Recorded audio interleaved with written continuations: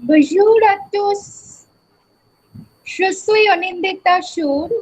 Bienvenue à notre stage.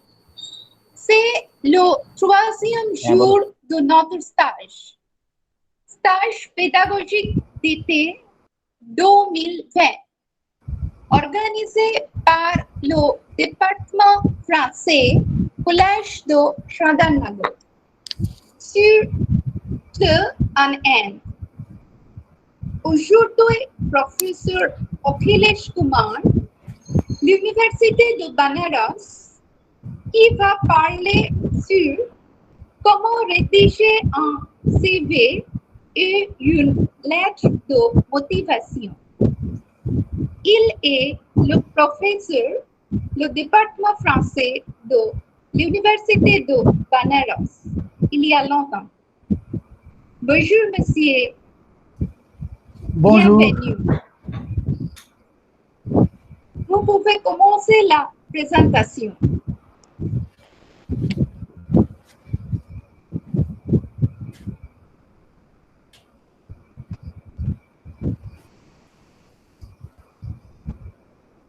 Bonjour, Madame Basvipal,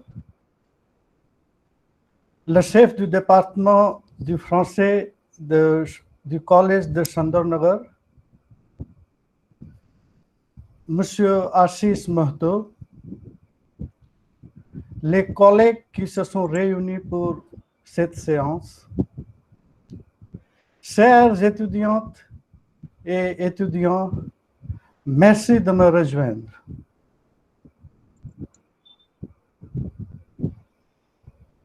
Comme je suis le professeur du français, j'ai eu pas mal d'opportunités d'assister Professeur au Akhilesh séminaire. Kumar, Oui. vous pouvez commencer la présentation. Est-ce que vous m'écoutez ou non? Est-ce que je suis audible ou non? Le son est là? On écoute, monsieur, on écoute. D'accord, d'accord. Ah. Alors, je continue. Oui, monsieur, continuez. Continuez, s'il vous plaît. Okay. Merci. Comme je suis le professeur de français, j'ai eu pas mal d'opportunités d'assister aux séminaires, conférences, formations et stages. Mais souvent, on parle sur les sujets comme la littérature, la francophonie, la didactique, mais pas beaucoup sur le CV ou une lettre de motivation. Vrai, on apprend le français pour apprendre la langue, mais on aussi apprend la langue pour avoir le boulot, un job. Alors, si on ne rédige pas bien un CV ou une lettre de motivation, comment pourrions-nous trouver un beau métier? C'est pour cette raison que j'ai pensé à faire cette séance sur ces sujets. Il se passe souvent que les étudiants viennent auprès de moi et me demandent comment fait-on pour faire un CV ou rédiger une lettre de motivation. Chaque année, ils me posent la même question. Monsieur, je dois faire un CV et une lettre de motivation pour avoir la bourse de CIEP ou dans une université en France ou pour avoir un poste pour professeur, etc., etc. Quelquefois, ils sont un peu déçus. Qu'ils ont fait une demande pour une dizaine de fois, quand même, ils ne sont pas reçus. Ils ne sont pas sélectionnés parce qu'ils ne sont pas compétents ou que leur profil n'est pas digne de ce métier ou de bourse. Non, ce n'est pas vrai. Même si vous êtes compétent, que vous soyez le meilleur d'avoir ce poste ou cette bourse, c'est décerné à quelqu'un d'autre. Savez-vous que pourrait être la raison de cet échec? La raison n'est pas que vous êtes incompétent ou faible que vous n'avez pas bien rédigé votre CV et votre lettre de motivation. Parce que vous n'avez pu l'impressionner le recruteur pour qu'il retienne votre candidature. Donc, aujourd'hui, je vais parler sur la création de CV et la lettre de motivation. Il faut être sérieux et savoir bien diriger votre CV et votre lettre de motivation. Alors, ce qu'on va faire aujourd'hui, dans la toute première partie, je vais vous expliquer ce qu'est un CV, quels sont les enjeux, etc. Et je partage mon écran. Vous allez voir ça.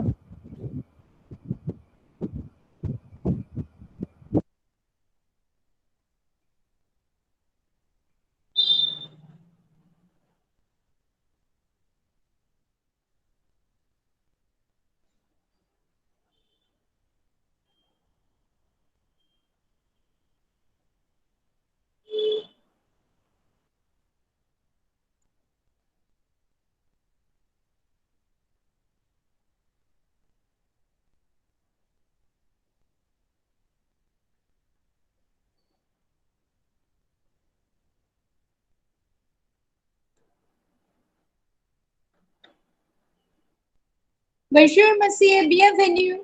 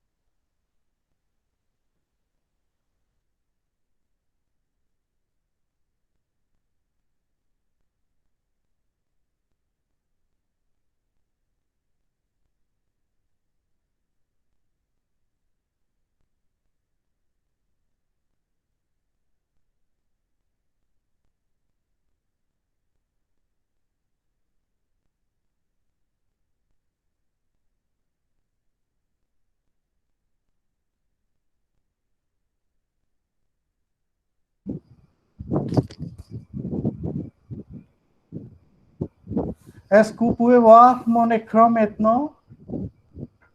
Pouvez-vous voir mon écran, s'il vous plaît? Est-ce que mon écran est visible? Non? Oui, monsieur, continuez, continuez. Merci, merci, merci. Merci.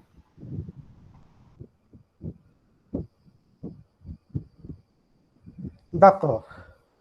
Alors, c'est ça, j'ai fait cette communication sur comment rédiger un CV et une lettre de motivation. Et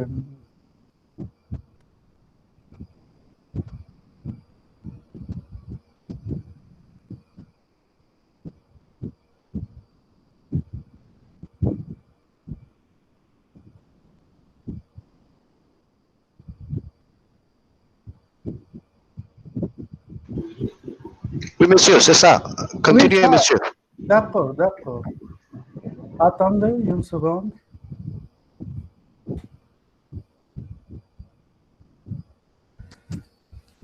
Alors, d'abord, je vais vous expliquer ce qu'est un CV et quels sont les enjeux.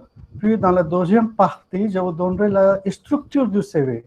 Comment est structuré votre CV? Comment faites en sorte d'avoir toutes les informations sur votre CV? Et dans la troisième partie, ce qu'on va faire, c'est qu'il ne faut ce qu'il ne faut pas faire au niveau de votre CV. Et puis, au quatrième, à la fin, je vais vous montrer quelques types de CV.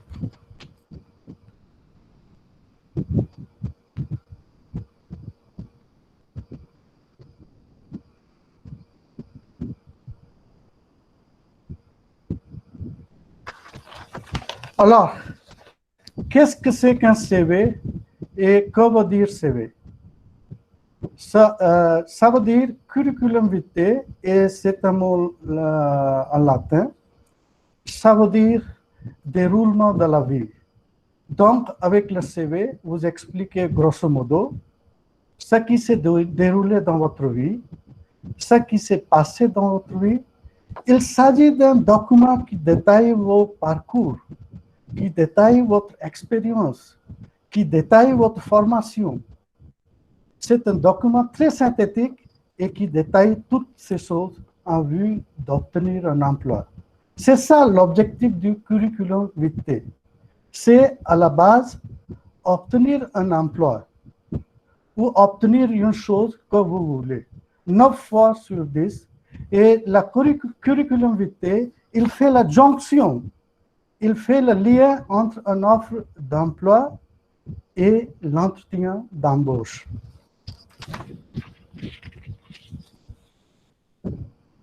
Le but, c'est vraiment d'obtenir un résultat, un entretien d'embauche. C'est le premier contact que vous allez avoir avec le recruteur. Faites attention. C'est la façon que va avoir le recruteur de vous découvrir, de savoir qui vous êtes. La rédaction du CV, c'est souvent un exercice difficile et un peu fastidieux. Fastidieux parce que ce n'est pas forcément très marrant d'écrire « j'ai fait cette année-là ceci, cette année-là cela ». Et difficile parce que ça nous force un petit peu à faire un bilan sur nous-mêmes. Qu'est-ce que j'ai étudié, quelle est mon expérience professionnelle. Et donc, ce retour sur soi, ce n'est pas toujours facile à accepter. Et tant qu'individu, de faire un bilan. Fastidieux, je vous le disais, moi, je n'aime pas, je déteste écrire mon CV. Je vous le disais, moi, je n'aime pas, je déteste le mettre à jour, je déteste avoir à vraiment le contrôler pour être sûr que tout est parfait, mais bon, c'est comme cela. Comme c'est fastidieux et difficile, on a tendance à vouloir le bâcler. Moi, je suis intéressé par ce job, il me demande d'envoyer un CV. Bon, paf, je fais mon CV et je l'envoie. Et ça, c'est une erreur à ne pas faire. Parce que le problème, c'est que c'est difficile et fastidieux. Mais un mauvais CV va vous perdre votre job. Et la vie est comme cela. C'est parfois injuste, mais ce n'est pas le meilleur qui est sélectionné dans le job, mais celui qui a le meilleur profil que vous obtiendrez le job. Si vous avez un CV qui n'est pas fait de façon correcte, si vous ne présentez pas bien un entretien, même si vous êtes le plus compétent de tous les candidats, vous n'aurez pas le job. Et donc, c'est vraiment dommage pour un détail comme ça, pour un CV de manquer le job.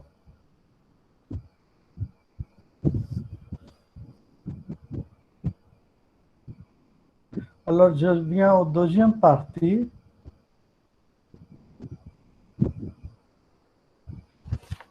Deuxième partie. Voilà. La structure de votre CV. Maintenant, je vais vous parler de la structure de CV. Et en France, on préfère avoir une page de CV. Ce n'est pas une règle absolue. Et en Inde en Allemagne et en Angleterre, on pourrait avoir un CV de 2 pages, 3 pages. Mais en France, d'habitude, on préfère un CV d'une page. Ce n'est pas une règle de marbre. C'est pas une règle de marbre, mais généralement, ils préfèrent avoir un CV d'une page. Parce que le recruteur qui va voir votre CV, il n'a pas beaucoup de temps. Si vous faites votre CV de 3 pages, 4 pages, non, il ne verra pas. parce qu'il reçoit des tonnes de CV et peut-être il ne va pas donner il va vous donner quelques minutes, même pas des secondes, quelques secondes, dit-on. Et alors, il préfère un CV d'une page. Mais en Inde, c'est un peu différent. On fait des CV de 10 pages, même 15 pages, 20 pages. Au besoin, on fait un CV de 40 pages. Je ne plaisante pas. Je connais un professeur à la Banaras Hindu Université. Et toute l'université sait qu'il a un profil de plus de 400 pages. Alors ça, c'est une limite. Les gens ne peuvent pas dire devant vous que c'est pas bon, mais ils se plaisantent derrière vous. Alors il faut faire attention et le CV ne doit être... En France, il voudrait avoir un CV d'une page. C'est ça la limite. Ou maximum 2 pages.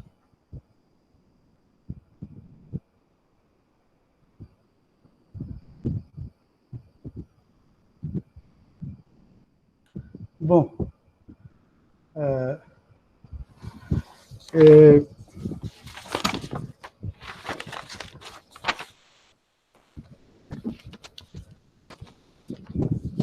Non, maintenant, je vais commencer à vous dire quelle est la structure de votre CV. D'abord, on commence par votre l'état civil. Toutes vos informations personnelles, il y a votre nom, votre prénom, votre adresse mail, et tout ça, toutes les choses qui sont nécessaires pour que le recruteur vous recontacte. Et en France, on a aussi commencé à faire le CV anonyme. Cela veut dire qu'ils ne mettent pas leur nom, ils ne mettent pas de photo et ils mettent quelques codes. Et puis, pour que les gens ne savent pas avec qui ils ont affaire et pour que la sélection doit être juste. Mais c'est pas, ça ne se passe pas toujours comme cela, c'est pas une règle. Quelquefois, ça n'a pas eu de succès.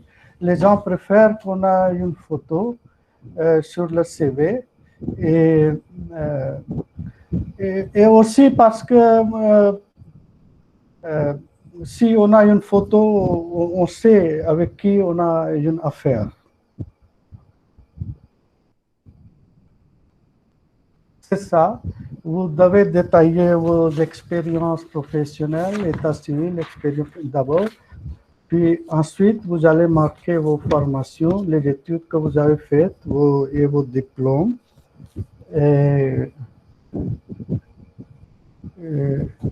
Les études que vous avez faites et vos diplômes. Puis,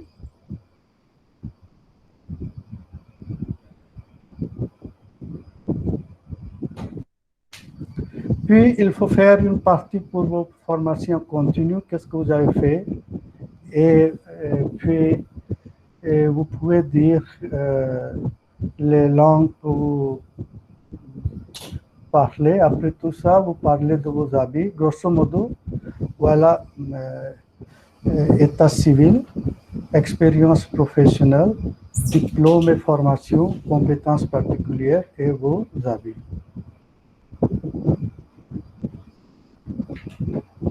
Alors, si vous mentionnez pour les langues, il faut être, il ne faut pas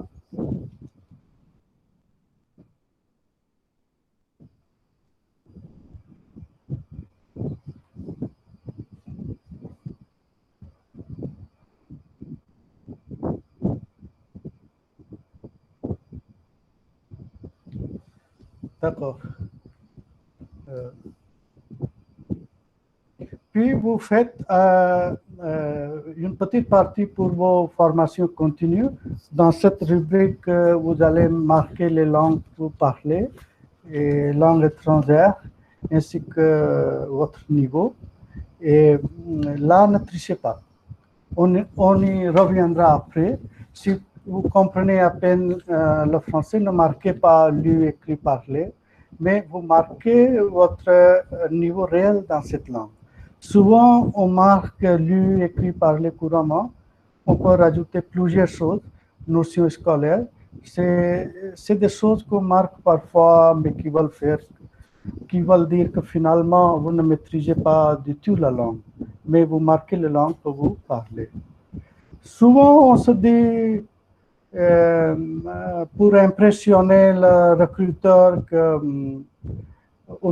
qu'on met plein de choses que vous avez étudiées ou faites. Et vous cherchez à cibler, vous cherchez à lui montrer. Et vous cherchez quelqu'un, et moi, si tu regardes mon CV, tout ce que j'ai dans mon CV, ça s'applique à ce que tu cherches.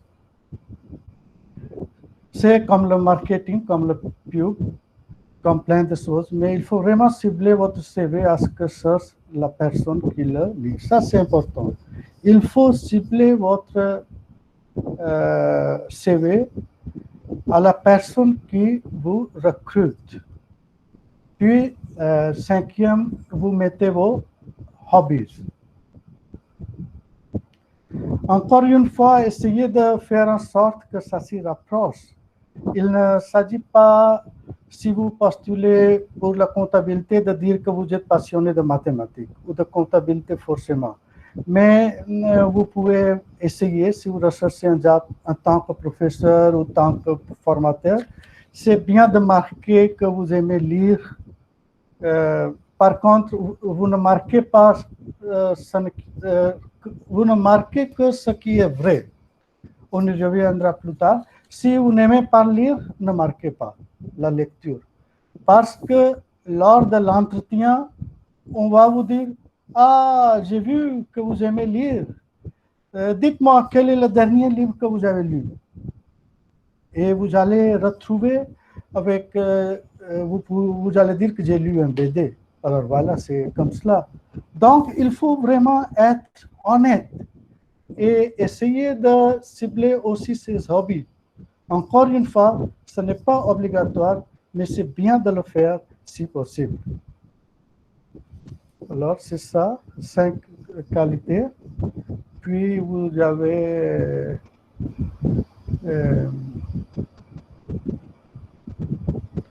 alors, une autre suggestion sur la structure de vos suivre, c'est pour votre CV, une question qui revient souvent, c'est est-ce que je dois mettre une photo? C'est une question qui revient souvent. Il n'y a pas de réponse oui ou non, c'est toujours de réflexion. Moi, personnellement, je suis pour, que j'aime bien que je reçoive un CV avec la photo, parce que je voudrais voir à qui j'ai l'affaire et qui est cette personne. Mais ce n'est pas obligatoire. Mais faites la photo selon le contexte. Il ne faut pas que vous envoyiez une photo pour le chef du département ou pour un rédacteur et vous avez une casquette sur la tête. Ça, c'est pas bon. Alors, il faut avoir une cravate, un veston. Et ça ne doit pas être une selfie. Ça doit être une photo prise par un expert, par un photographe. Alors, faites ça selon le contexte. Mais avec la photo, on a aussi une... quelquefois, ça se passe que avec les garçons, ceux qui sont bons sont souvent pris. Ça, et avec les femmes, ils ont un peu de côté négatif. S'ils sont très belles, peut-être ils ne seront pas sélectionnés à cause de jalousie du recruteur ou quoi. mais c'est ainsi que les beaux garçons sont plus sélectionnés.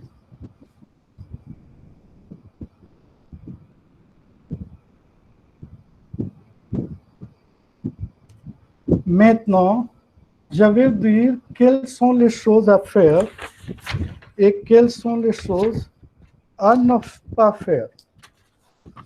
Quelles sont les choses à faire et quelles sont les choses à ne pas faire.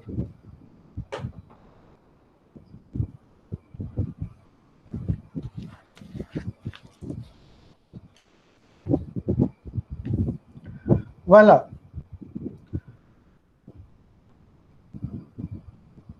Pour la structure globale de votre CV, ce qu'on va faire maintenant, je crois que je vais vous dire 4 choses à faire et 6 choses à ne pas faire.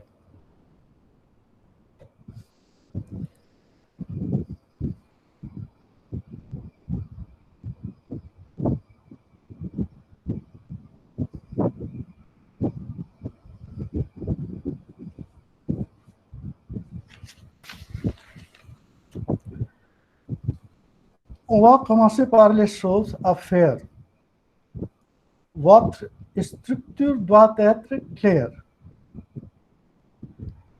Ce que vous avez écrit doit être clair. Et votre CV doit être sobre. Faites attention aux polices. Fonts. Police, ça veut dire fonts. Cela veut dire que quand vous envoyez un CV, il ne faut pas envoyer, faites votre CV avec la couleur jaune ou rose. Et si vous faites comme cela, ça pourrait être différent, mais ça ne sera pas sobre. Alors, vous devez faire attention aux polices. Ça ne doit pas être très, avec la couleur très frappante. Et aussi, mettez un titre. Aussi, mettez un titre à votre CV. N'écrivez pas curriculum vitae sur votre curriculum vitae sur votre CV. En France, on n'aime pas que vous écrivez curriculum vitae sur votre CV. En anglais, on écrit comme cela, mais pas en français. Alors, il faut écrire l'objet de votre CV. Puis, il faut remplir le CV. Remplir le CV, ça veut dire que il ne devait pas être beaucoup de coupures dans votre CV si vous avez fait un travail de 3 mois. Et puis, ou dans 2 années, vous avez quitté 4 professions. Alors ça, c'est pas bon. Qu'est-ce que je veux dire par là? Il peut arriver que vous ayez arrêté de travailler pendant 1 an pour élever vos enfants, ou vous avez fait un tour du monde pendant 6 mois. Oula. Donc, c'est des moments où, au niveau de votre CV, vous n'aurez pas d'expérience à valoriser. Eh bien, plutôt que de laisser ça vide, marquez janvier, disons 2011 à décembre 2011, congé paternité. Ou si il y a une coupure, il y a un manque dans votre CV, vous pouvez dire que de mars 2013 à novembre 2013, je faisais le tour du monde. Il faut montrer, ce que je veux dire, il faut que vous montriez que vous avez toujours été actif. Ça, c'est important. Il faut marquer que vous étiez toujours actif. Si le recruteur voit dans votre CV qu'il y a un trou, que le CV n'est pas rempli, eh bien, il risque de se poser la question, se dire, ah, c'est bizarre, peut-être que cette personne a des problèmes d'adaptation, qu'elle a été longtemps au chômage. Donc, il faut vraiment tout remplir. Même si vous avez été en recherche d'emploi marqué de février 2014 à juillet 2014, recherche active d'emploi, il faut vraiment le remplir et ne rien laisser vide. Il faut que votre CV soit rempli à 100%. Faites attention. Donc, voilà pour les 4 choses à faire à tout prix. Avoir une structure qui est claire, avoir un CV qui est sobre et sérieux, avoir un CV qui a un titre et avoir un CV qui est rempli. Sans trou, c'est vraiment 4 choses à faire à tout prix. Maintenant, 6 choses à ne pas faire. Je vais vous dire quelles sont les 6 choses que vous ne devez pas faire pour faire votre CV.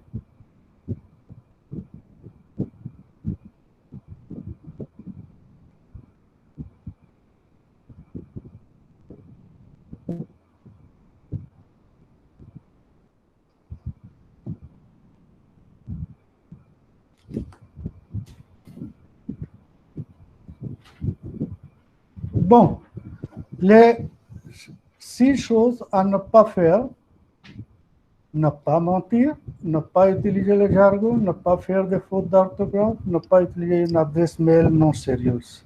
Ok. La première chose à faire, très très importante, c'est de ne pas mentir. Ça, c'est une chose qu'il ne faut absolument pas faire. Si vous mentez sur vos expériences précédentes, sur vos hobbies, eh bien, ça se risque de se savoir. Et vous aurez perdu votre crédibilité. Vous perdrez la confiance du recruteur et donc vous n'aurez pas l'emploi. Rien ne sert à mentir. Donc, le fait de mentir se retourne toujours contre vous. Ne dites pas « j'ai 5 ans d'expérience dans la comptabilité » si ce n'est pas vrai. Ne dites pas « mon hobby, c'est la lecture » si ce n'est pas vrai. Parce qu'à l'entretien, il peut vous poser des questions sur les livres que vous lisez, etc. Donc, restez toujours honnête et dites la vérité. Une autre chose à faire, c'est de ne pas utiliser le jargon de votre CV. Jargon, vous savez que c'est jargon. Ce sont des mots techniques, vocabulaire technique. Les médicaux utilisent beaucoup les jargons. Les industrialistes, dans les industries, on utilise beaucoup de jargon. Alors ça, ils ne l'utilisez pas. Parce que la personne qui va lire votre CV et qui va décider si vous devez venir en entretien ou pas, eh bien, ce sera souvent une personne qui n'aura pas une compétence des mots techniques. Ce sera un recruteur, ce ne sera pas un expert. Donc, en utilisant les mots qu'ils ne comprennent pas, vous risquez d'être fastidieux. Vous risquez d'être frimé, de montrer que vous êtes très intelligent, que vous êtes le meilleur des autres. Mais comme cela, vous allez perdre votre crédibilité. La troisième chose à ne pas faire, c'est de ne pas faire des fautes d'orthographe. Très important, parce que d'orthographe ou des fautes de frappe, si vous tapez à l'ordinateur, ça c'est très important. Je veux dire que vous n'avez pas longtemps pour convaincre quelqu'un. Souvent, les recruteurs, ils vont lire des dizaines de CV et il se peut qu'à la moindre faute d'orthographe, une faute sur un mot ou une faute de frappe, si vous oubliez un E, si vous oubliez un point, si vous oubliez quelque chose, eh bien, ça va déjà montrer certainement au recruteur que vous ne vous êtes pas relu, que vous n'êtes pas quelqu'un de motivé, parce que vous n'avez pas pris le temps de relire et de faire en sorte que votre CV soit parfait. À ne pas faire également, c'est utiliser une adresse mail non sérieuse. Encore, nous sommes dans un domaine professionnel. On ne s'amuse pas avec des amis. On ne fait pas un CV avec une adresse comme sexyme@hotmail.com ou sunnymacho@msn.com. C'est pas... c'est vrai que j'ai vu des CV des étudiants qui avaient des mails comme cela, avec ces adresses. Alors, j'ai dû leur dire que non, il ne faut pas faire ça. Alors, il faut faire cette attention.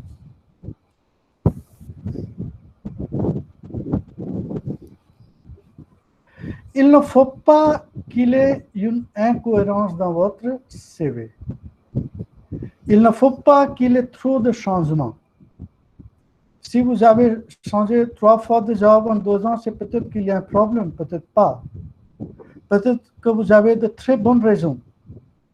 Peut-être que vous n'avez pas eu de chance, que vous êtes mal tombé sur le recruteur. Tout de même, votre recruteur va dire, oh, 3 jobs en 2 ans, c'est bizarre. Donc, sans tricher, essayez de faire en sorte qu'il n'y ait pas d'impression d'échec. Ne montrez pas dans votre CV que vous avez eu d'échec.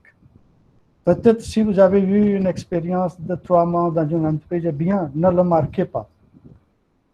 Par exemple, vous ignorez cette expérience parce que ça montre votre faiblesse.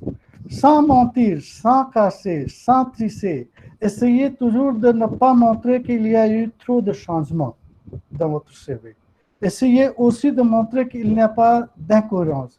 Si vous avez été cuisinier pendant 3 ans et que derrière, pendant 5 ans, vous travaillez en tant que comptabilité, comme un comptable, ce n'est pas cohérent que vous avez changé de métier. On va se demander qu'est-ce qui se passe. Il change le métier. Alors, il faut garder la cohérence dans votre CV et ne pas donner l'impression que vous avez échoué dans votre vie, échoué quelque part. Parce que dans la vie, on n'aime pas les gens qui échouent. On aime les gens qui ont le succès.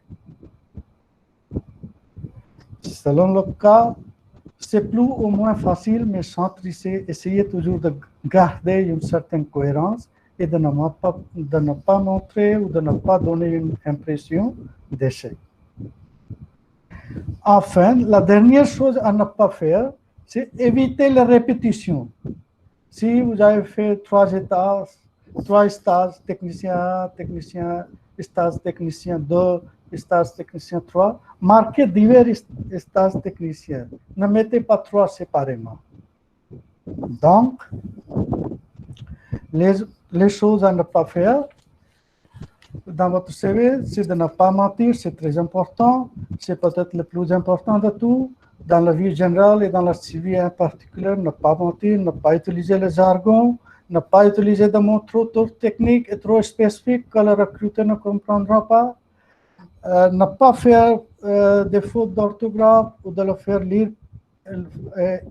Et avant d'envoyer votre CV, le faire lire par votre ami, à votre frère, à votre cousin, à n'importe qui, parce que parfois, quand on lit 10 fois la même chose, on trouve l'erreur. Vous ne voyez pas votre erreur, mais l'autre voit votre erreur. Moi, je lis parfois sur des articles de blog que j'écris, j'ai fait une grosse erreur. Je lis 2 fois, 3 fois, mais je ne trouve pas mes fautes. Mais si je donne à un autre à lire mon CV, si, il trouve des erreurs. Et aussi, ne pas utiliser une adresse mail non sérieuse. Vous oubliez beau gosse ou hot gosse @hotmail.com. Vous créez une adresse sérieuse pour vos recherches d'emploi que vous mettez sur votre CV. À ne pas faire aussi de ne pas donner une impression d'échec s'il y a des incohérences ou trop de changements. Essayez de faire en sorte de tourner ça à votre avantage. C'est ça le skill, que s'il y a un échec, vous devez être votre propre guide et savoir que ça, il ne faut pas montrer, parce que ça montre mon échec. Échec n'est pas bon. Et enfin, évitez la répétition. Si vous avez plusieurs fois la même expérience, plusieurs fois le même stage, etc., faites en sorte que ça ne se voit pas ou que ça ne se répète pas. Utilisez vraiment ces 4 choses à faire et ces 6 choses à ne pas faire. Utilisez-les absolument dans tous les cas pour bâtir un CV en béton qui fera en sorte que vous serez convoqué à votre entretien d'embauche. Et maintenant, j'ai parlé quelles sont les choses que vous devez avoir, les qualités que vous devez avoir. Je vais vous montrer quelques ressources. Si vous tapez modèle de CV sur Google, vous allez trouver plein des tonnes de CV et vous allez devenir fou. Mais je vous passe quelques sites que vous allez voir et vous allez copier, pas copier exactement, vous pouvez prendre quelques formats et comme étudiant aujourd'hui, et ça vous donne exemple de quelques CV simples, classiques, créatifs. C'est un très bon site. Et aussi, il y a un site cadreemploi.fr. Je vous conseille ce site si vous cherchez un travail en France. Là, il vous donne des conseils sur votre CV avec des modèles. Vous pourrez consulter ces différents articles. Il y a plein d'articles qui vous donnent des conseils pour votre CV. Et aussi, il y a un site modèle-de-cv.fr. Il nous donne plein de modèles de CV qu'on peut télécharger gratuitement. Ça, c'est très bon site. Et aussi, Quel Job, c'est aussi un site qui vous permet de trouver les emplois. Et cet article, j'ai trouvé ça pas mal parce que c'est des recruteurs qui commentent votre CV. Alors, c'est comme cela, ce sont des sites. Maintenant, je vais vous montrer quelques types de CV et ces sites.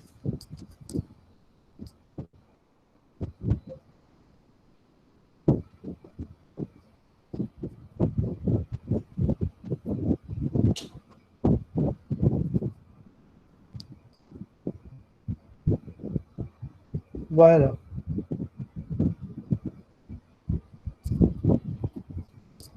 Est-ce que vous pouvez voir ça, le Parisien étudiant? Vous pouvez voir ça, c'est le site étudiant. Et si vous tapez ça, vous allez trouver exemple de mise en page de CV, curriculum vitae, exemple gratuit de CV pour aider à rédiger votre CV. Et en bas, il y a 8 numéros et vous pouvez trouver des CV simples, CV classique, CV original, CV créatif, et il y a beaucoup d'exemples de style, cadré. Et puis, comme je vous ai parlé, vous pouvez voir cadre emploi, où vous pouvez télécharger votre CV et aussi vous pouvez déposer votre CV pour un job. Et puis, un site très important qui sera utile pour vous, c'est exemple de CV gratuit sur modeldecv.com. Modeldecv.com, ça je vous ai dit. Et sur ce site, vous pouvez voir exemple de CV à télécharger. Excusez-moi, monsieur. Oui. Moi, Ashish Mahato, moi. Votre Yeah, écran, oui, on ne oui. peut pas voir, on ne peut pas voir votre écran totalement. Vous partagez, s'il vous plaît. अच्छा, vous ne voyez pas mon écran. Mais Ah vous oui, voyez mon PowerPoint ou non? on voit, mais trop petit. Ok, vous ne voyez pas mon, Oui, oui. mon écran.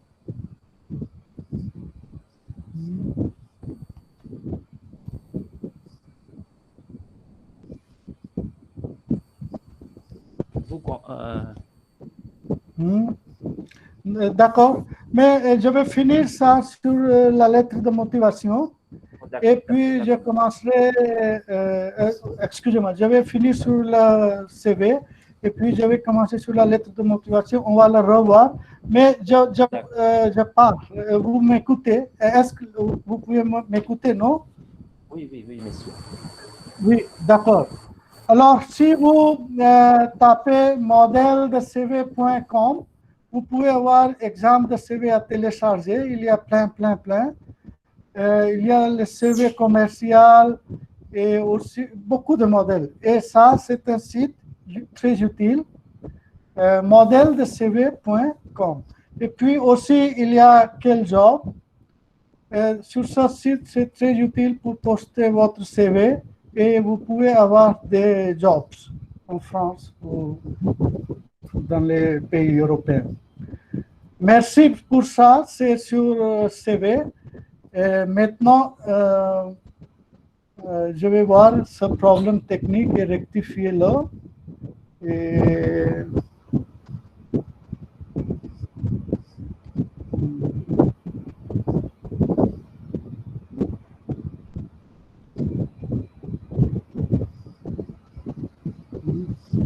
est-ce que vous me voyez ou non?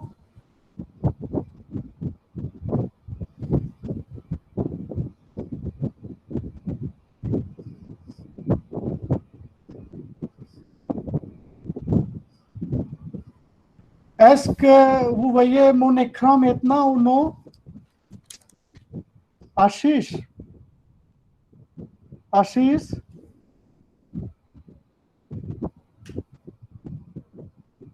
Oui, monsieur. Est-ce que vous voyez mon écran? mais... Oui, monsieur, on voit, mais trop petit. Votre Okay. écran se voit trop petit.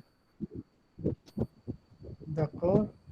Et Vous est-ce que commencez... vous voyez maintenant, est-ce Oui, que vous la voyez lettre de maintenant motivation. mon PowerPoint? Oui, Ça, vous on voyez voit, ou non? monsieur. On voit, monsieur, mais trop petit, trop petit. Ok, maintenant, Vous commencez une fois encore. ok, je vais me sortir de ça dès la et première. recommencer. D'accord. Oui, monsieur, recommencez. Vous stop. Je vais me reconnecter, d'accord? Oui.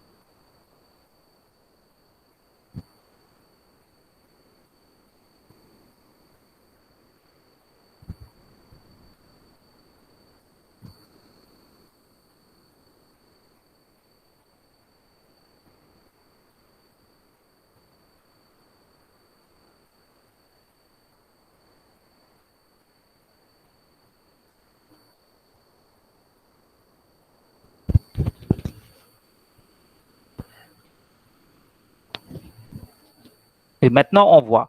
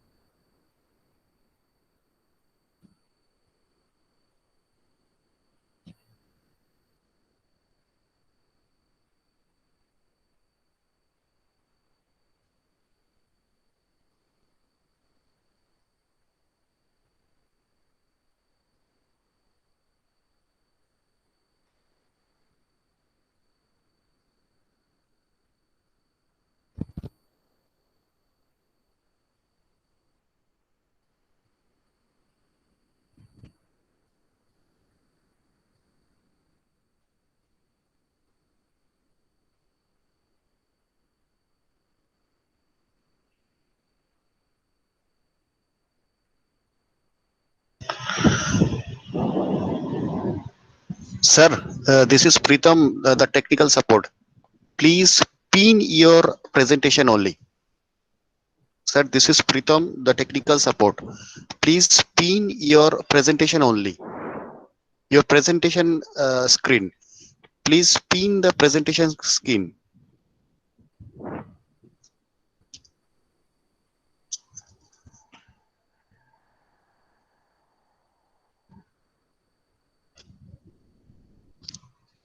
Sir, you have pinned yourself. Sir, you have now pinned yourself. It has to be pinned the presentation of yours.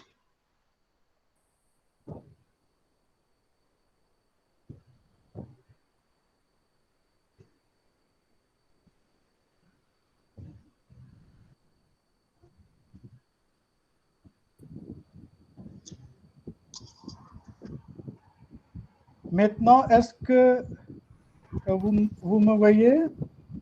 Oui, je vous vois, monsieur, mais pas votre écran. Maintenant, Oui, d'accord. oui, oui, monsieur. Maintenant, vous me voyez bien? Et Oui, maintenant, est-ce que vous voyez bien mon écran? oui, monsieur. Oui, absolument, monsieur, absolument. D'accord, je commence dans une minute.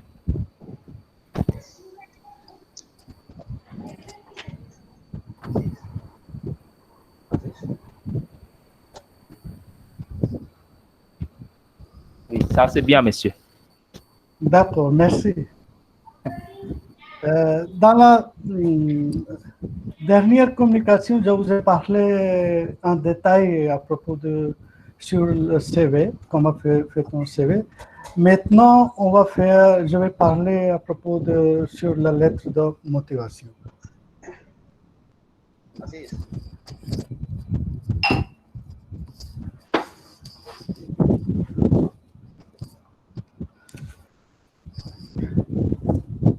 La lettre de motivation.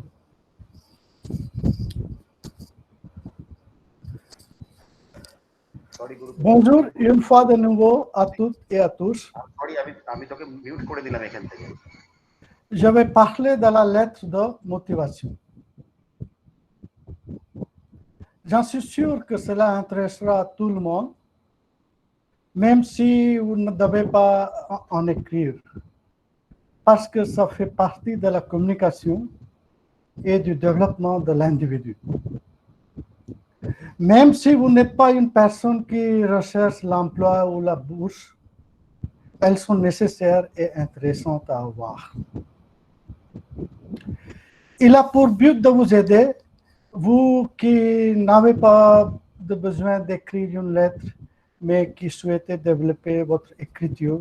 C'est un super exercice d'écriture, la lettre de motivation. C'est la première catégorie.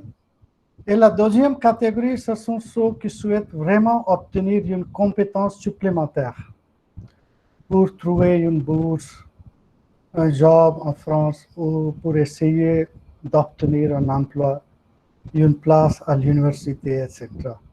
Donc, Cette communication, elle s'articule vraiment dans le grand cadre où on a le CV qui est lié à la lettre de motivation.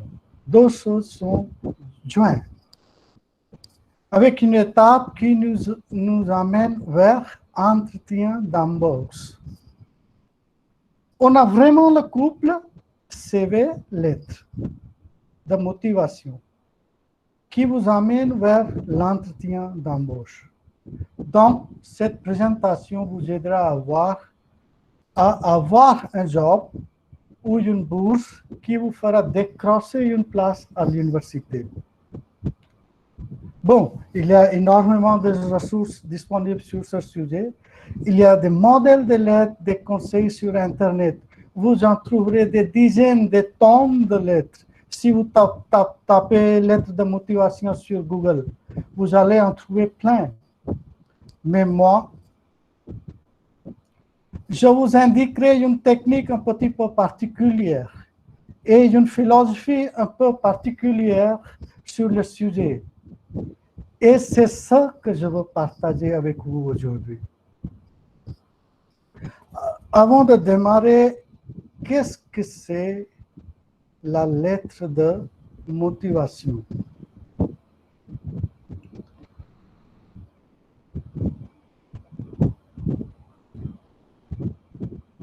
Qu'est-ce que c'est la lettre de motivation? C'est tout simplement un document, soit papier ou un email, qui permet au recruteur d'obtenir plus de précision sur votre habilité à occuper un poste et qui s'allie au CV. Comme je le disais vraiment ici, le CV et la lettre de motivation, c'est un ensemble qui vous permet d'avoir un entretien d'embauche.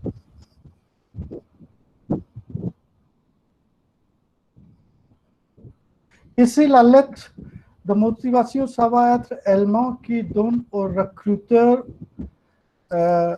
envie d'en savoir plus sur vous. Le CV, c'est quelque chose de personnel qui vous décrit, alors que la lettre de motivation, c'est ce qui vous montre que vous collez au poste. C'est ce qui donne envie au recruteur d'en savoir plus à votre sujet. Donc, ce n'est absolument pas une copie de CV. Il faut savoir que le CV n'est pas une copie lettre de motivation, n'est pas une copie de CV. On parlera plus tard en détail. Et il ne faut pas des erreurs à commettre. Et vous ne devez pas faire une lettre de motivation comme une copie du CV. Et je vous indiquerai un peu de technique pour écrire une lettre de motivation pour que le recruteur vous appelle pour un entretien d'embauche et vous recevez une bourse ou vous arrivez à votre but. Bon, alors, c'est que le processus de conviction ou de persuasion au niveau de la lettre de motivation, il se résume en deux mots. Premier mot, c'est le mot problème. Puisque l'entreprise ou une institution a un problème, elle cherche une compétence. Et le recruteur, la personne qui va lire votre lettre, il a un problème. Il cherche quelqu'un. Donc, c'est le premier mot important, problème. Et du coup, le deuxième mot important, c'est le mot solution.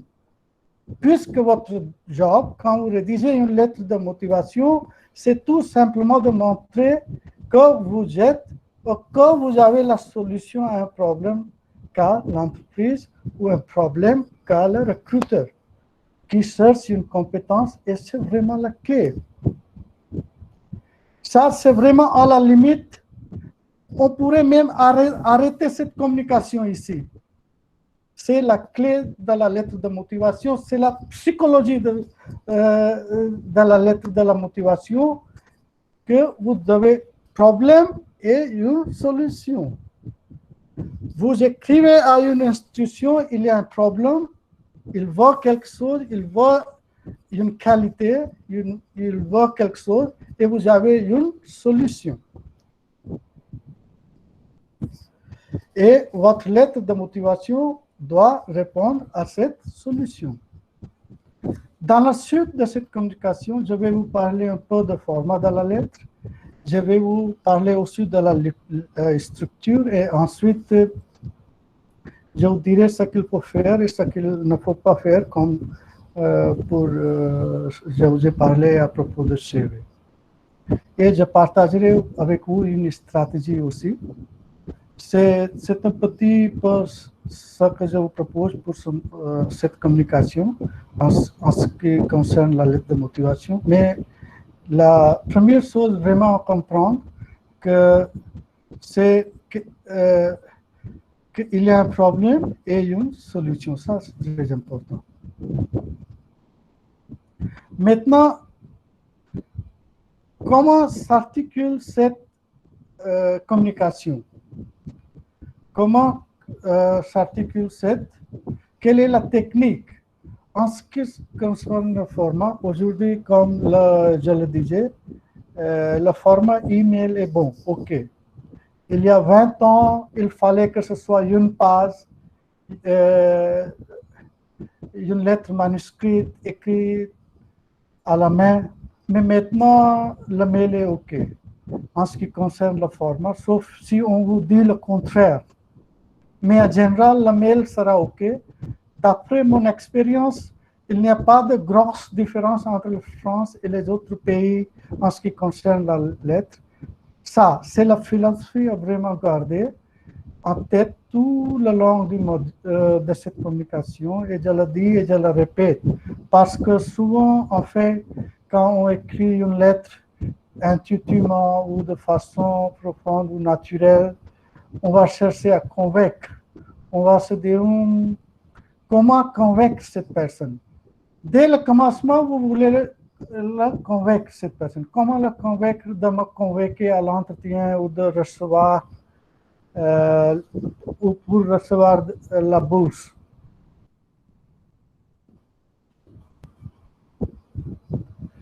Alors, plutôt, il faut poser la question, qu'est-ce que je vais apporter? Comment je vais résoudre le problème de l'entreprise?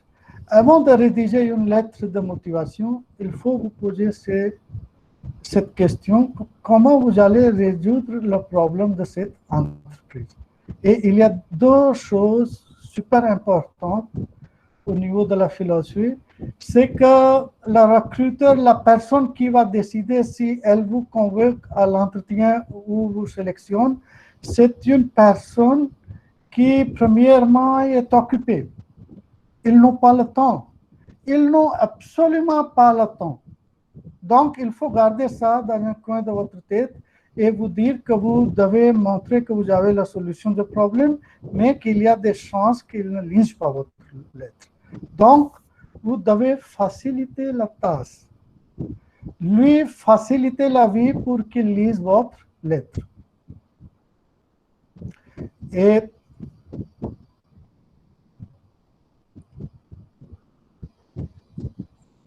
Et comme il n'a pas le temps, vous comprenez pourquoi je dis que c'est bien qu'on puisse écrire des emails et pas façon de manuscrit. Il faudra être concis et précis. Précis, ça veut dire qu'il faudra utiliser des chiffres. Il ne faudra pas donner des généralités. Il faudra donner des faits précis, mesurables, quantifiables. Et concis, ça veut dire qu'il ne faudra pas faire une phrase de 3 lignes si 5 mots sont suffisants. Il faut essayer d'être court, de faire passer un message précis, clair et maximum de mots. Avec le maximum de mots pour passer le premier obstacle. C'est-à-dire que le recruteur ou la personne ait déjà envie de lire votre mail ou de lire votre lettre. Et le deuxième problème, c'est que le recruteur à qui vous écrivez votre lettre de motivation, il a besoin d'avoir de la sécurité. Il n'a pas le droit de se tromper parce s'il prend le mauvais candidat, vous savez que souvent dans les entreprises, dans les institutions, les gens qu'on paye, qu'on embauche, c'est ça qui coûte le cher. Ils dépensent de l'argent. Alors, il ne va pas se tromper. Il prend un gros risque quand il vous sélectionne, quand il vous embauche, ou quand il convoque à l'entretien, ou qu'il vous sélectionne pour une bourse ou pour qu'il ait une grande responsabilité. Donc, il a besoin de cette sécurité. Il ne veut pas un mauvais candidat. Donc, il y a trois choses. Le besoin que vous le rassuriez à l'aide d'arguments, que vous soyez précis et concis, ces trois choses-là qu'on va garder en tête dans la structure de notre lettre.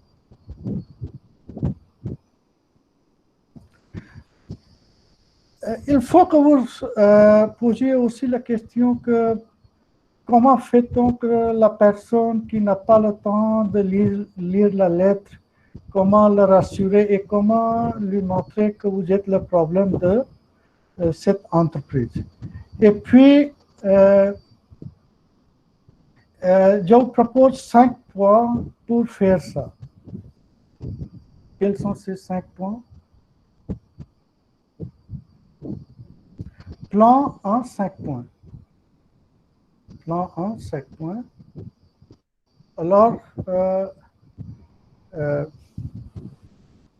la première chose, quand vous commencez votre lettre de motivation, c'est en tête, c'est la première chose à faire. Ce n'est absolument pas le plus important, mais ce sont les informations que vous allez mettre tout le temps, nom de votre lettre, votre nom, votre prénom, votre profession, ou votre diplôme, selon notre cas, votre numéro de téléphone et votre mail. C'est juste les informations qui sont nécessaires à ce qu'on vous recontacte. La deuxième chose, c'est qu'on commence par expliquer directement ce qu'on veut. On explique, on écrit directement ce qu'on veut, on explique directement votre objet. On ne tourne pas autour du pot. On est clair, on écrit objet, candidature pour le poste chef de projet ou pour la bourse. Et le deuxième élément de ça, c'est de dire pourquoi on écrit. Après cela, il faut, vous devez lui écrire pourquoi vous écrivez. On dit qu'on écrit pour les stages, on dit qu'on écrit pour être embauché, pour un travail, on va droit au but. Encore une fois, l'idée derrière ça, c'est que le recruteur n'a pas le temps. L'entête, il ne l'a même pas lu. Il n'a pas lu même votre nom ou prénom parfois. Il faut que l'objet et la première phrase lui disent « Ok, cette personne écrit pour cette chose-là, que ce soit un stage, un job, quoi que ce soit, il a compris tout de suite. » Donc, on explique d'entrée tout de suite ce qu'on veut. Ensuite, je pense que c'est clair. On est là pour proposer une solution. Donc, dès qu'on lui aura dit ce qu'on veut, on explique pourquoi. Il doit nous convoquer à l'entretien. Le but, qu'il vous sélectionne, qu'il vous appelle il vous convoque pour un entretien, on explique comment on peut répondre à son problème. C'est ça. Il faut toujours avoir ça derrière votre tête. Comment on est la solution à son problème. Et on le fait en développant ses compétences, ses expériences et surtout en rattachant aux besoins. Donc, si par exemple, on répond à une offre, il faut vraiment qu'on réponde à chaque point d'offre. S'il y a une offre, il faut répondre à son offre. Et s'il s'offre un chef de projet qui a 5 ans d'expérience, qui a besoin d'Excel ou PowerPoint ou tout ça, il faut mentionner ça, que les qualités requises pour cela. Si on ne répond pas à une offre, si c'est une candidature spontanée, eh bien, on essaie d'imaginer, de deviner quel est le problème de l'entreprise pour laquelle on postule. Et ici, on explique ce qu'on veut apporter ou ce qu'on pense apporter.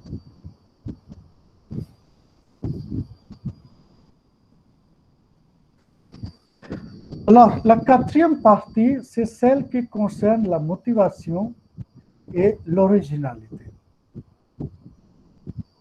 Alors, il ne faut pas trop en faire, mais ici, ce qu'on utilise pour recruter, rassurer le recruteur et pour qu'il soit curieux, qu'il ait envie de nous avoir à l'entretien, il faut qu'il comprenne qu'il est en sécurité avec vous. Et quand il vous sélectionne pour quelque chose, qu'il est en sécurité. Qu'il ne fait pas d'erreur, qu'il n'a pas commis une faute, qu'une erreur, et de vous trouver, de vous sélectionner, qu'il soit rassuré. Donc, on répond ici aux besoins de sécurité. Vous répondez dans votre lettre de motivation ce besoin de sécurité que le recruteur a sélectionné un bon candidat. Et dans la partie d'après, on voit, elle s'applique surtout ici, les choses à faire et à ne pas faire. Et une des choses à ne pas faire, c'est d'en faire ou d'en faire trop.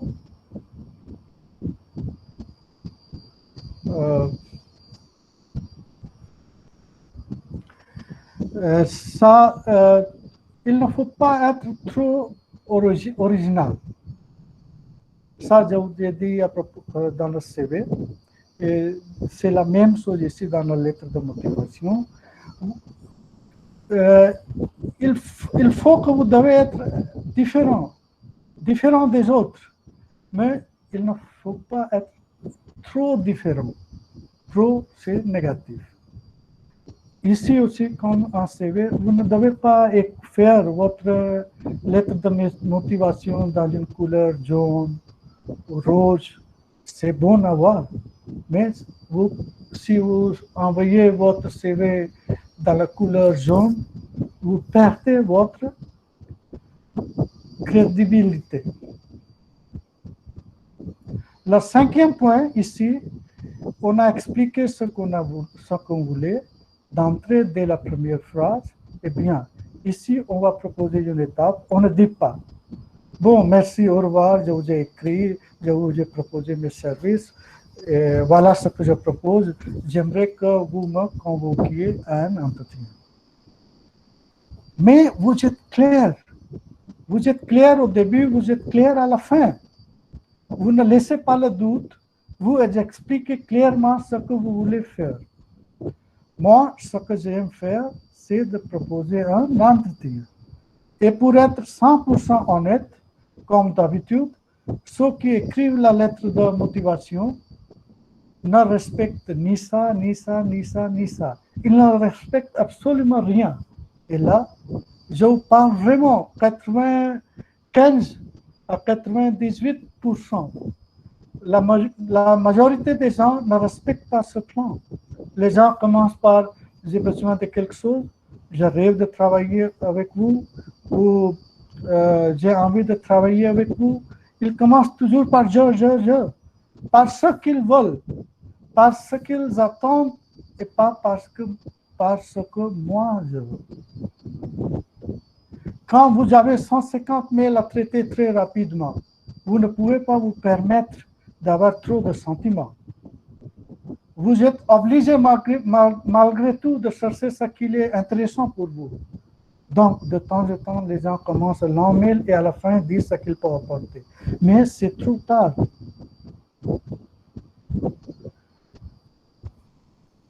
il faut que votre lettre, il faut que vous prépariez votre lettre que le recruteur lise jusqu'au bout. Encore une fois, la philosophie, c'est que vous devez proposer une solution au problème que la personne, en suivant ce plan, pas en disant je réussis. Il ne faut pas penser à vous, il faut penser à l'autre, ce que l'autre veut.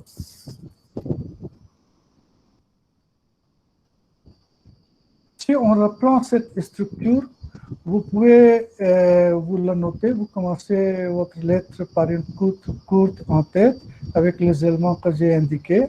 Ensuite, vous aurez une approche directe.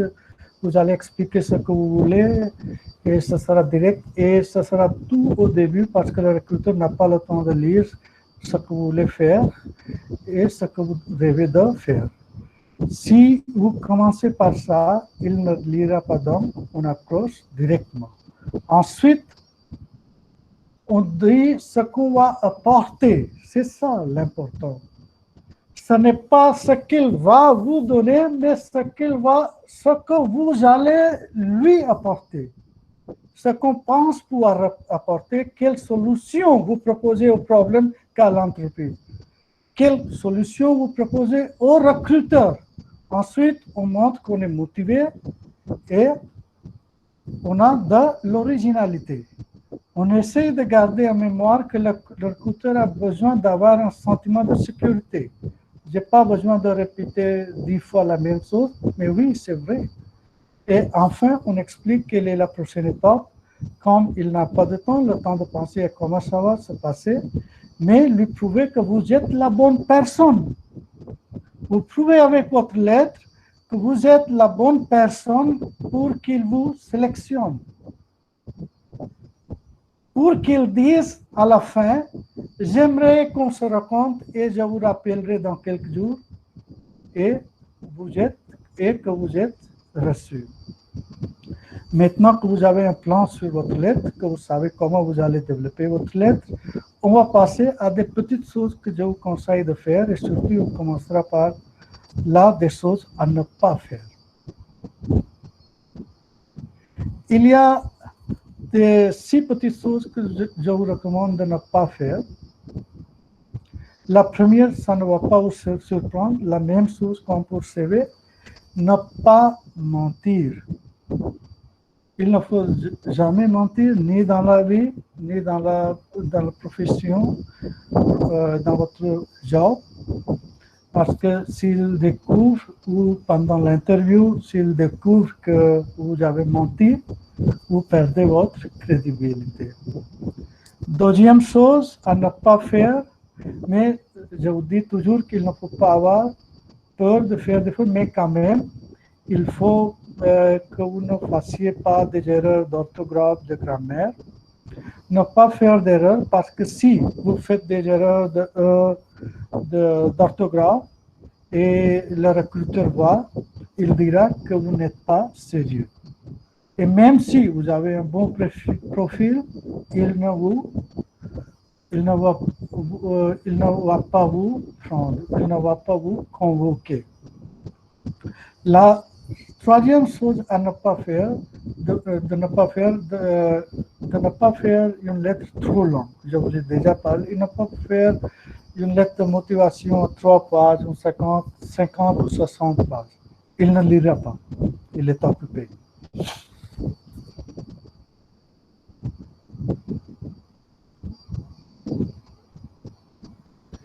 La quatrième chose à ne pas faire, ne faites pas quelque chose de trop. Ne faites pas de flatterie. Ne dites pas, oh, votre institution, vous êtes le meilleur du monde, ou moi, j'ai des qualités extraordinaires et que vous me sélectionnez.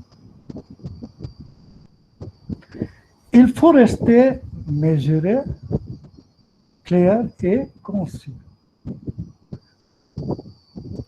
Et dernier point, il ne faut pas résumer votre CV. Je l'ai déjà dit, mais je le redis, il ne faut pas résumer son CV. Si vous résumez votre CV, vous avez deux documents, un CV et une lettre, qui ont le même objectif. Donc, c'est double travail pour le recruteur qui n'a pas le temps. Et donc, il ne va pas s'embêter à lire. Il faut vraiment que ce soit quelque chose qui apporte en plus. Le CV vous présente qui vous êtes. Le CV vous présente. Et la lettre de motivation montre que vous avez le profil pour résoudre le problème. Je répète encore. Le CV vous présente et la lettre de motivation montre que vous avez le profil de résoudre le problème. Et attire la curiosité pour qu'on vous convoque à l'entretien. Vous allez dire, regardez ça tout de suite.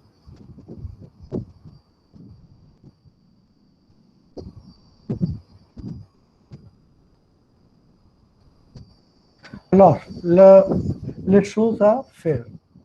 Quelles sont les choses que vous devez garder dans votre esprit quand vous dirigez une lettre de motivation? La première chose à faire, c'est d'être précis, donner des chiffres, soyez très clair et concis. Ne dites pas, je parle bien français, mais j'ai un niveau B2 au DELF. Ça, quand vous dites ça, vous êtes concis. Vous ne dites pas seulement vous parlez français, mais vous dites votre niveau, c'est accepté. Vous voyez, toujours précis, des faits qui montrent que vous allez résoudre le problème de l'entreprise. Ici, ce qu'on cherche, c'est des preuves. Et les preuves, ça se donne avec des chiffres, avec des faits précis, et pas avec des approximations. Deuxième chose, recherchez, faites des recherches sur l'entreprise, faites des recherches sur son secteur d'activité, utilisez les mots-clés propres à l'institut, à l'entreprise, à l'institut. Et troisième chose, quatrième chose, c'est éviter des jargons. Je vous ai déjà parlé en CV de cette chose. Vous ne devez pas utiliser les mots techniques, trop de mots techniques pour que le recruteur a des soucis. Alors, évitez les jargons. Soyez original, essayez d'être différent des autres.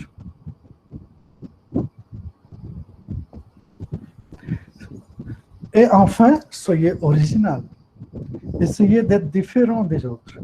Essayez de faire en sorte qu'à la fin de votre lettre ou votre mail, le recruteur se souvienne de vous. C'est très important. Restez mesuré. Comme je l'ai dit dans le conseil précédent, n'écrivez pas à toutes les phrases je. Mais essayez d'être original, d'apporter une petite touche qui ouvre la curiosité de votre recruteur que vous êtes différent. N'oubliez jamais que vous avez affaire à un être humain. Donc, n'essayez pas de l'impressionner,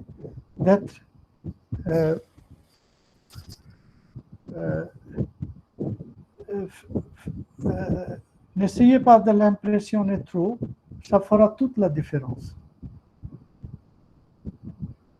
Voilà un petit peu toutes les astuces que je vous recommande d'intégrer à la structure qu'on a vue précédemment, afin d'écrire une lettre de motivation qui vous donnera une envie qu'on vous convoque pour une profession, une lettre pour un entretien d'embauche, pour conclure les points qu'on a vus aujourd'hui, c'est que la lettre de motivation, elle s'intègre dans le processus de recrutement avec le CV. Et ça n'est pas un CV. On ne répond plus les infos du CV. Ce sont deux choses différentes qu'on utilise. C'est le premier point à vraiment retenir et garder en mémoire. Le point clé, et je ne répéterai pas 10 fois, que je vais, mais quand même, il faut que chaque mot que vous rédigez dans votre lettre de motivation, il faut que vous montriez que vous êtes la solution au problème, solution à l'entreprise, solution au recruteur. Je vous ai présenté une structure en 5 points que vous pouvez suivre. Ça ne sert à rien que je le rappelle maintenant. Ne pas répondre à ce problème, montrer que vous êtes la solution. Et puis, enfin, je peux vous donner quelques bonnes pratiques, des choses à faire pour la rédaction de votre lettre. Et je vais vous montrer aussi quelques types de CV. Et ce que vous pouvez faire également, c'est taper lettre de motivation sur Google. Et il y a plein d'exemples, de très bons exemples de lettres. Il y a aussi des lettres mauvaises. Et il y en a qui suivent le modèle qu'on a présenté. Et il y en a qui sont différents. Et vous avez ce que je vous dis, ce n'est pas de copier, de coller. C'est pas très bon. Mais vous pouvez prendre le modèle et puis vous pouvez incorporer des choses que je vous ai suggérées, des choses à faire, à ne pas faire, et des habilités à incorporer. Et je suis sûr que vous arriverez à votre but et vous allez arriver à votre but. On va vous appeler pour un emploi d'embauche. Et c'est ça. Merci d'avoir écouté et bientôt peut-être. Salut. Mais avant d'aller à la discussion, j'essaierai de vous montrer quelques types de lettres de motivation et de CV en français.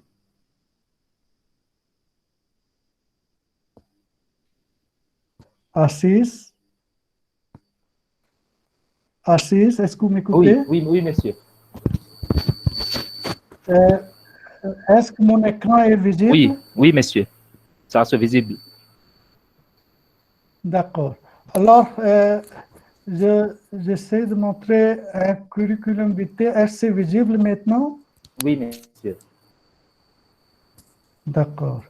Alors, vous pouvez voir, il y a un CV en français et il y a une belle photo.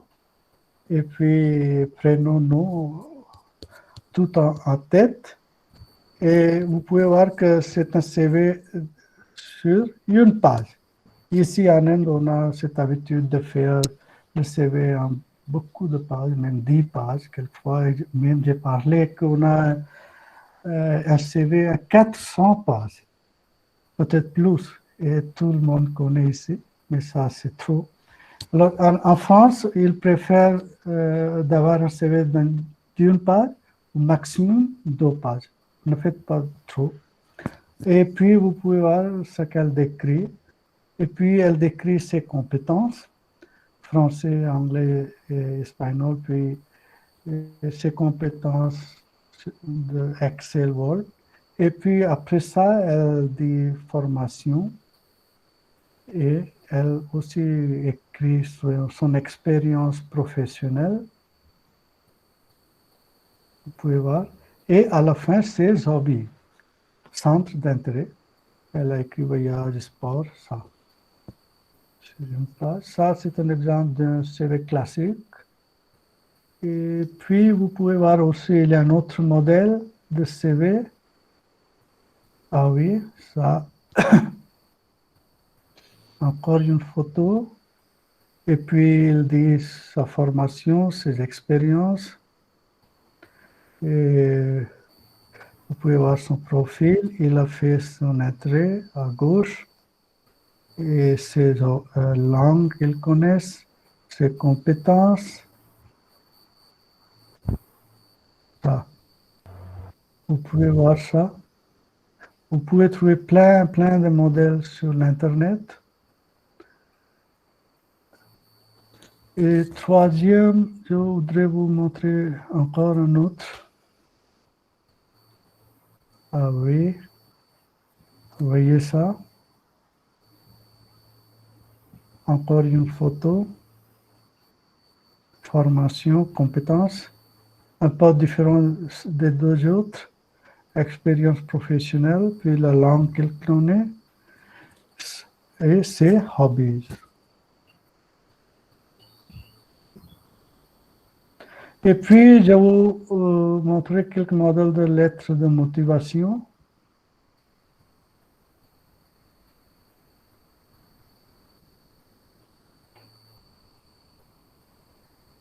Voilà. Vous pouvez voir, en tête, il a nom, prénom, adresse. Puis, il écrit l'objet. Et à la fin, ça, c'est sur une page. N'essayez pas d'avoir beaucoup de pages pour votre lettre de motivation. Encore un autre modèle, à peu près le même.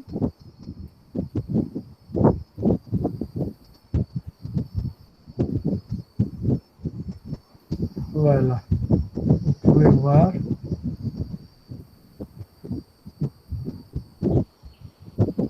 Ça, objet candidature pour un poste de secrétaire. Vous pouvez copier le format. Puis, un autre modèle de lettre de motivation, vous pouvez voir ici.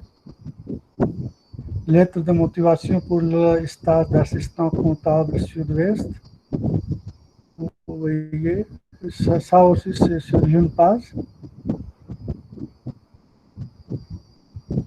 Et la dernière, c'est, vous pouvez voir ça, c'est pour demande de bourse. Ça peut peut-être vous intéresser plus. C'est ça.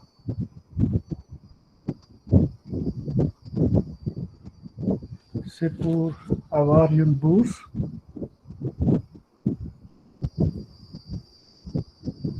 Ça pourrait vous intéresser. Et si vous voulez, je pourrais vous remontrer le site parce que la vidéo ne marcherait pas bien quand je vous avais montré pour votre CV. Et vous pouvez voir sur étudiantaujourd'hui.fr, exemple de CV, ça c'est un bon site. Vous pouvez noter aussi, étudiant.aujourd'hui.fr, vous pouvez avoir plein de CV. Surtout 8 types de CV. Il y a sur la première page, vous pouvez voir exemple de CV simple, classique, original, créatif, style, café, coloré, à bulle. Et puis, vous pouvez aussi voir, il y a 4 emploi.fr où vous pouvez déposer votre CV sur ce site pour le job. Et puis, ça, c'est un très bon adresse. Vous avez une centaine de types de modèles de CV. Et c'est modeldecv.com. C'est modeldecv.com. Et vous allez voir sur ce, vous pouvez télécharger aussi en format Word tous ces CV.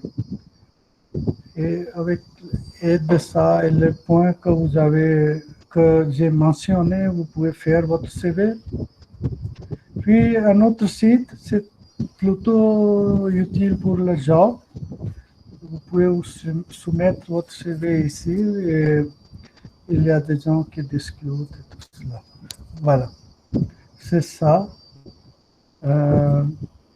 J'ai terminé maintenant ma communication. Merci beaucoup de m'avoir écouté. Bon. Assis, Oui, monsieur. merci beaucoup. Merci beaucoup. Merci, monsieur, pour votre parole. Je vous remercie aussi pour remercie pour les participants, pour votre attention. Merci. Si vous avez des questions, vous pouvez demander. Participants.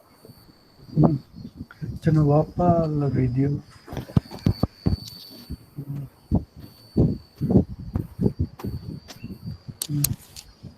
Chers participants, vous avez des questions?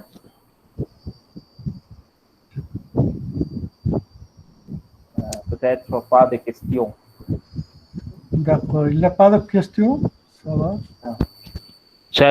Chers participants, vous avez des questions? Si vous avez des questions, vous pouvez demander.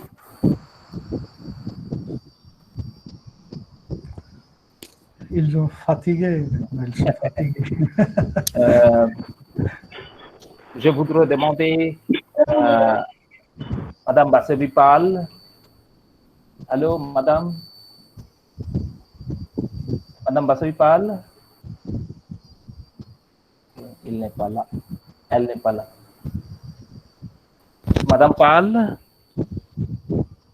Allô? Elle est déjà partie. Oh, d'accord. Et Madame Chandrani Chatterjee? Chandrani Chatterjee, Anindita Sour? Yes. Oui, je vous demande de remercier à notre intervenant. Oui. S'il vous plaît. Oui. Merci, monsieur, pour votre parole. Merci de l'avoir partagé avec nous. Nous a appris plein de choses, comment rédiger un CV et une lettre de motivation. C'est moi qui vous remercie. Merci beaucoup. Merci de votre attention. Au revoir. Salut. Aujourd'hui, on termine ici notre atelier. À demain à 11h, on commence. Merci, merci tous les Au revoir, Assis. Au revoir, Merci. au revoir, monsieur. Au Professeur revoir. Kumar. Oh, d'accord, d'accord. Et Professeur Madame Pal est Kumar. venue. Bonjour, Bonjour. monsieur. Quel Bon après-midi. plaisir de vous écouter aujourd'hui. Alors, de la part du département de français du Collège de Chandernagor, je vous remercie vivement pour votre intervention et je vous souhaite tout le meilleur. Et alors, merci beaucoup. C'était vraiment Merci très de votre sympa. attention. Ok. Merci de votre attention. Au revoir. Merci, au revoir. À bientôt, j'espère. Au revoir. Au revoir, Assis. Au revoir, monsieur. Au revoir.